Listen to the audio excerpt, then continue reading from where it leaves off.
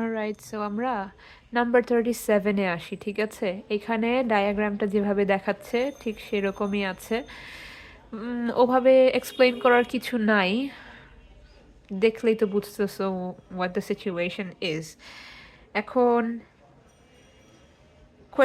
একটু দেখতে কমপ্লিকেটেড লাগতেছে, বাট বেসিকলি আমাদের কাছে কি ফার্স্টে x and then y and then z, এই তিনটা ভ্যালিউস বের করতে বলছে।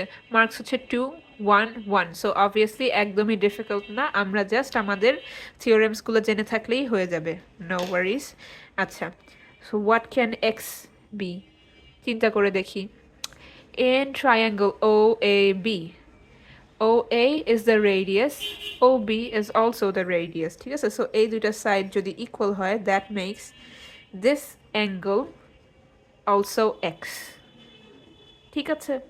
So basically 180 minus 48 minus divided by 2 করব, ঠিক আছে? We know the drill how to deal with isosceles triangle, তো ওইটাই করব, দ্যাটস ইট।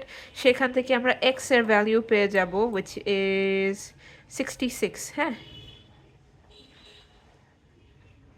x এর ভ্যালিউ 66।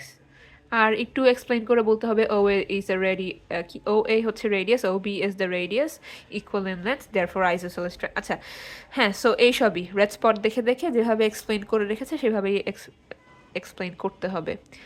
নাও অ্যাঙ্গেল ওয়াই কিভাবে বের করা যায়? Angle y is over here. It is an angle at the center. So এই অ্যাঙ্গেলটা কোত্থেকে এসেছে? OB আর OD থেকে, রাইট? সো B আর D থেকে এসেছে। আবার আমরা B আর D থেকে সার্কামফারেন্সে একটা অ্যাঙ্গেল দেখতে পাচ্ছি 54। সো খুবই ইজি, আমরা angle at centre, angle at circumference ওই ফর্মুলাটা ইউজ করব। So y is gonna be twice of 54, ঠিক আছে? So y is gonna be 108। ভালো। And then what about z? জিটা কি করা যায়?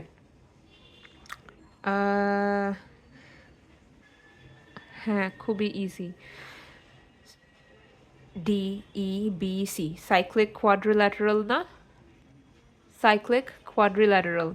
আরেকটা রুল আছে না যে in a cyclic quadrilateral opposite angles are supplementary, মানে opposite angles sum up to B 180, ঠিক আছে? সো এই দুইটার সাম যদি 180 হয়, z is basically 180 minus 54, so z is gonna be 126। হ্যাঁ, সো এই তো, ওয়ার ডান।